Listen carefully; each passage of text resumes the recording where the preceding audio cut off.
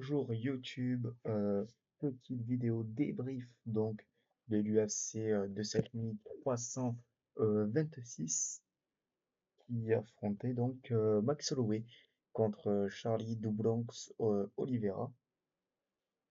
On a aussi eu l'annonce donc de Dana White pour la Maison Blanche. Je ferai une vidéo à part pour débriefer tout ça qui sortira demain ou après-demain.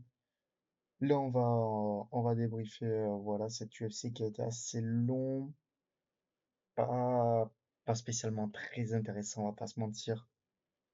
Donc, voilà, on va revenir, on va être très rapide sur la carte pré-prélim et la carte préliminaire parce que ça a été très soporifique. On va revenir après aussi sur le combat de Cody Garbrandt. Je me le suis remis là, je me le suis repassé, je l'ai re-regardé juste à l'instant pour être sûr, pour bien vous en parler. On va un petit peu s'attarder dessus et après voilà on va partir sur donc la carte principale. Euh, donc euh, donc voilà les amis, bienvenue sur le duel. Aujourd'hui on fait le petit débrief de l'UFC 326, Max Holloway contre Charlie Dubronx Oliveira. Donc pour la carte pré-prélim, on va pas spécifiquement s'attarder dessus. Luc Fernandez qui faisait son tout premier combat à l'UFC a donc perdu par TKO au premier round. Ça partait bien donc cette UFC, même si voilà, un prospect qui venait à peine de rejoindre l'UFC vient de se faire terminer, mais voilà. Ensuite, c'est pas très intéressant, les amis. Je vais passer directement de toute façon sur la prélim. Beaucoup conseillent de pas la regarder. Je pense que finalement c'était une bonne idée de pas spécifiquement la regarder. Ricky Turcio, je pense que voilà, c'est la dernière fois qu'on risque de le voir dans une cage à l'UFC. Il s'est fait soumettre au second round très rapidement par Alberto Montes. Voilà, c'est assez tragique. Il y a à peine un an et demi, il a affronté Aurora Junior qui vient de gagner son combat, qui rentre dans le top 15. Donc on voit qu'il y a eu quand même deux mondes qui se sont dessinés en l'espace d'un an et demi, 2 ans pour ces deux hommes.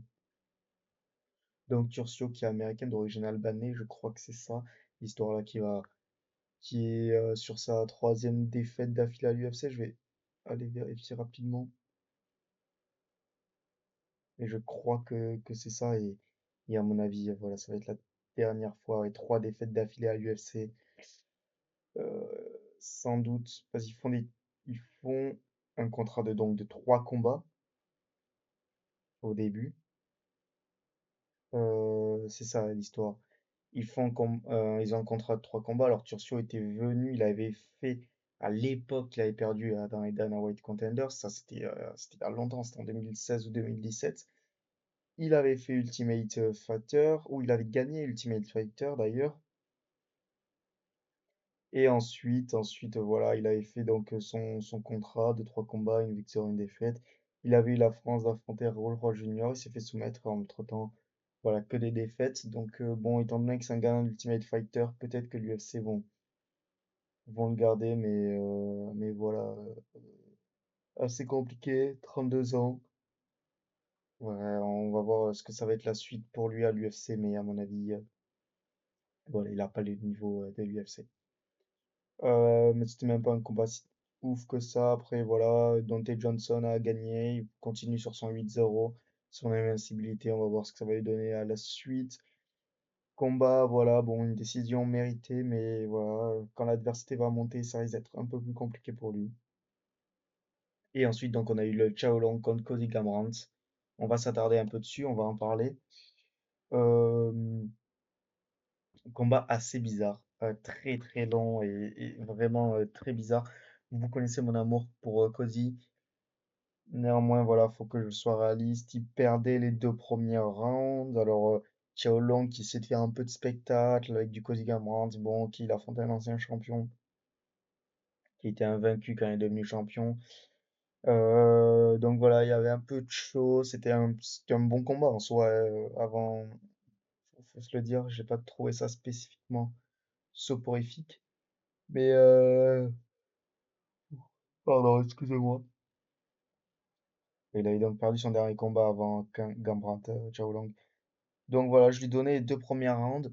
Et puis après, il a complètement craqué dans le troisième round. Chaolong, il met un premier coup illégal dans les parties, car mais non, ça commence, il met un premier coup illégal dans les parties. Garbrandt s'allonge, il se tord un peu de douleur, ça repart quelques secondes après, et à peine 30 secondes après qu'il ait mis le premier coup dans les parties, il en remet un second. Là, Garbrandt, et en plus, franchement, c'est pas du cinéma, et pour ceux qui ont vu les ralentis, ça rentre vraiment bien dans les parties. Garbrandt, cette fois-ci, se tord de douleur, il vomit, je crois, oui, presque il vomit dans un seau. Euh, Chao Long perd un point. À noter que Gambrandt était en train de gagner le troisième round. Quelques temps après, donc le round reprend, un peu de bagarre, un peu de lutte. Gambrandt domine un petit peu vite fait. Et là, encore une fois, un coup dans les parties qui rentre aussi très bien, un genou dans les parties. Deuxième point de perdu pour Chao Long, assez logiquement. Et il y aurait pu avoir une disqualification, ça m'aurait pas choqué, et ça aurait été mérité. Et donc Gamrot gagne le troisième round, et avec les points qu'après Chao Long, Gamrot gagne le combat.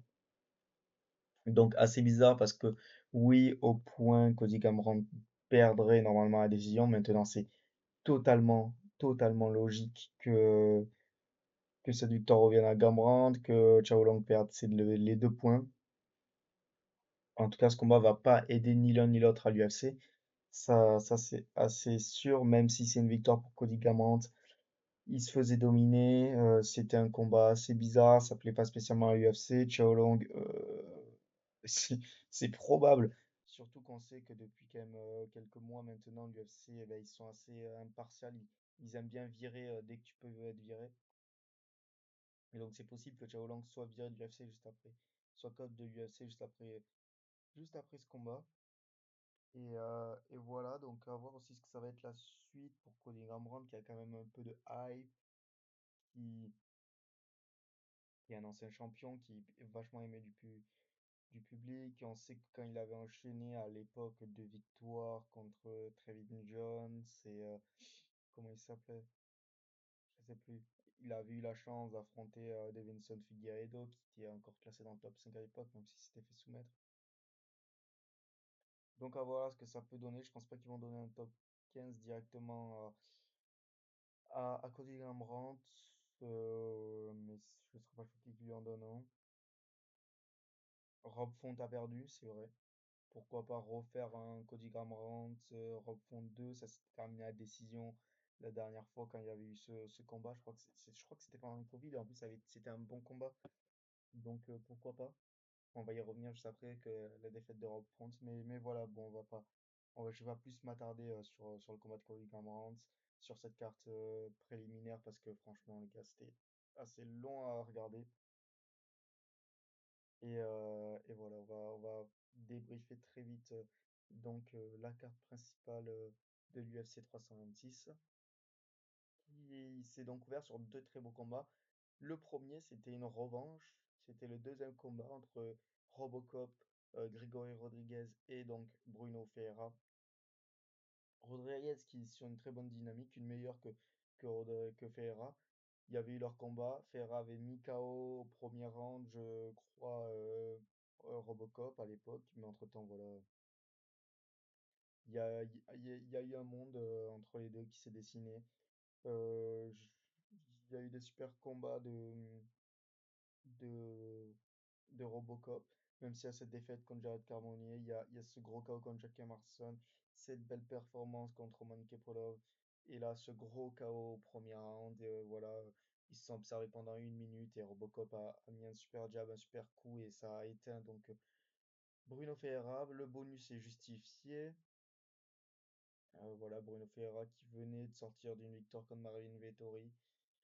Bon voilà, ça y est, on a eu le fin mot de l'histoire entre ces deux, qui c'était un peu trash talk, en plus pas mal avant contre grosse performance de Robocop, donc avec un bonus, comme je vous l'ai dit, gros KO. On sent que Robocop c'est un mec qui peut faire vraiment mal dans la KT, Maintenant, voilà, c'est pas un mec qui deviendra champion, qui sera top 5, mais à voir, voilà, avec du matchmaking intelligent, il peut quand même faire des choses dans cette KT. Et à voir donc à maintenant 34 ans, ce que ça va être la suite pour Grégory Hernandez, alias Robocop. Suite à cette donc grosse performance, on a eu une autre performance qui a mérité un bonus, celle de Drew Dober, qui avait affronté Kyle Prepolec, qu'on connaît, qui avait affronté Saint-Denis avant. Donc Drew Dober qui est sorti d'une victoire contre Prepolec, qui met un gros KO au second round à Michael Johnson, qui on voit que Michael Johnson, là, son menton est vraiment en train de flancher. Je sais pas quel âge il a, Michael Johnson, mais il est plus tout jeune. 39 ans, ouais, voilà. Donc, ouais, face à un Drew Dober, ça a fait mal. Gros KO qui fait peur toujours quand on voit que Michael Jackson est resté très longtemps au sol, qu'il y a eu beaucoup de médecins autour de lui. Voilà, c'est des images un peu compliquées à regarder toujours. Mais voilà, grosse performance de Drew Dober qui, encore une fois, c'était sur Twitter, il y a des gens qui ont analysé, qui ont remarqué que Drew Dober ne perdait jamais contre des combattants noirs. Donc voilà, bon, après, à maintenant 39 ans pour Michael Jackson, c'était un petit peu. Il était attendu, sûrement voilà, ça va être sûrement son dernier combat quand on se prend un KO comme ça. À cet âge-là, c'est compliqué de revenir. Donc voilà, grosse performance de Drew Dober, qui gagne par KO au troisième round, qui aura sans doute la chance d'affronter un top 15 ou d'avoir un combat de pré-top 15, mais comme on est habitué avec Drew Dober, je pense que c'est un très bon combattant entre le top 15 et le reste de la KT, mais qui sera jamais au-delà, et déjà au-delà du top 12, du top 14, sincèrement. Donc, suite à cette grosse performance de Drodobert, la carte principale avait très bien commencé avec deux gros finishes, que ce soit Robocop ou Drodobert. Et puis, on a eu un combat un peu plus soporifique de Raoul Roy Jr. qui a gagné contre Rob Front à la décision unanime.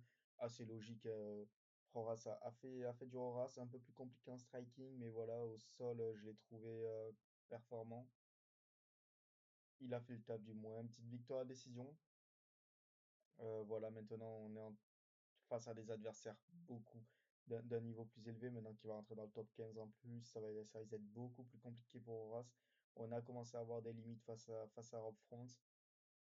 Maintenant, une victoire, ça reste une victoire. Il a quand même bien dominé. Et voilà, il est encore jeune, donc il va énormément s'améliorer. Ils vont sans doute lui donner un bon nom, un mec assez chaud en plus dans la KT. Et puis, à mon avis, face à des mecs voilà, d'un calibre un peu plus élevé, ça risque d'être compliqué pour Horace, mais voilà, qui devrait normalement évoluer, que ce soit dans la victoire ou dans la défaite. Il est très jeune et il va s'améliorer de mois en mois et d'année en année. Ça faisait un an aussi qu'il n'était pas revenu dans la cage. Donc voilà, il y a plein de choses à prendre en compte. Rob Font, c'est pas n'importe qui, c'est un vétéran. Et donc forcément, c'est un peu plus compliqué. Mais voilà, ça reste une performance, voilà, une victoire méritée. Et à voir ce que ça donnera face au top 15 AKT, même si de ce que j'ai vu face à Upfront, ça va être très compliqué pour Raoul Roy Junior de s'imposer réellement dans le haut de l'AKT. Voilà. Et surtout, avoir un Rob Front Roy Junior en Coco Main Event, c'est assez révélateur d'un début compliqué pour l'UFC avec Paramount, un début d'année compliqué pour les cartes. Ouais. Voilà, c'était un petit parallèle que je voulais faire, surtout que j'y reviendrai un petit peu quand on débriefera donc la carte de la Maison Blanche. Il y a beaucoup de choses à dire, beaucoup de bonnes choses. Il y a des bonnes choses à dire comme des mauvaises. Mais voilà, je ferai une vidéo spéciale dans les jours qui arrivent. Et donc, suite à ça, on a eu un Caio Borraio contre RDR où je me suis complètement loupé sur les pronos. J'étais persuadé que RDR allait poser exactement les mêmes problèmes que Imawa a posé à Borraio, allait suivre le même chemin. Et finalement, Caio Borraio qui gagne. Beau combat, ça, voilà, faut le souligner. Beau combat entre les deux hommes. RDR n'a pas démérité dans sa défaite. Je lui aurais donné, alors les juges ont donné les 3 rounds à Borraio. J'aurais quand même donné le second à RDR. Mais voilà. Victoire méritée pour Caio Borraio, qui a su faire des bonnes choses en striking. On l'a pas spécialement vu faire du sol, mais Mais voilà, il a quand même pris des sacrés coups. Alors, j'ai pas trouvé qu'il a cherché à finir le combat comme RDA a cherché à le finir. Après, euh, Borrios, c'est quand même un mec qui a la garde très basse, donc qui prend pas mal de coups. Maintenant, voilà, il a su les rendre à Reinier Rider et c'est une victoire assez belle qui va bien vieillir, à mon avis, pour Caio Borrio, qui va le relancer après sa défaite contre Imavov. Ça veut dire aussi que la victoire d'Imavov, c'est une victoire là, qui est en train de, qui a bien, qui a bien vécu. Donc, à noter aussi, je pense que l'UFC, quand ils vont faire leur choix entre Strickland et Imavov, ils vont aussi regarder les anciens adversaires. Et un mec comme Borrio qui gagne ses combats. C'est toujours cool à voir. Donc voilà, c'est assez divertissant ce combat. À voir ce que ça va être la suite pour les deux hommes. Caio Borraio contre Adesanya, si Adesanya gagne, pourquoi pas ça peut se dessiner. Pour Aini de Rider, je sais pas trop ce que l'UFC vont lui proposer. Sans doute un Robocop contre RDA. Franchement, franchement, oui, je serais pas choqué. Je pense pas qu'un Hero de Rider avait l'air trop blessé non plus de ce combat. Alors, j'ai eu l'impression qu'il était blessé au genou, euh, qu'il s'est blessé au genou durant le combat. Maintenant, voilà, à voir ce que ça va être la suite pour ces deux hommes.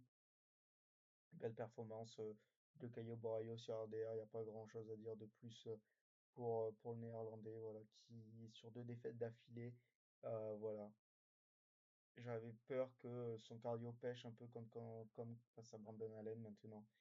Il a su gérer. Pour moi, il prend le second round, même si les juges ont mis les trois rounds à Borraio, mais c'est une victoire totalement logique de Borraio. Un assez beau combat, même si c'est fini à décision. Et ensuite, donc, on a eu la ceinture BMF qui s'est jouée. Est-ce que réellement c'était une vraie ceinture BMF? Je m'explique. C'est vrai qu'il y a eu beaucoup de luttes pour la BMF. Il y a eu une décision aussi pour la BMF. Bon, ça c'est autre chose. Et donc Max Holloway, qui était le seul pour l'instant à avoir réussi à défendre cette ceinture, aujourd'hui a perdu assez logiquement face à un Charles Oliveira qui l'a dominé au sol pendant 25 minutes. Alors c'est assez fou ce qu'a fait Oliveira. Amener Max Holloway qui a une très bonne défense des takedowns aussi facilement au sol, le dominer sur le dos, partout. C'est une belle performance. Il a même, à mon sens, légèrement dominé en striking. Donc voilà, décision unanime, peut-être même les 5 rondes à Charles Oliveira. Le dernier, peut-être que j'aurais donné quand même un peu plus à Max Holloway, mais voilà, décision logique, victoire logique de Charles Oliveira.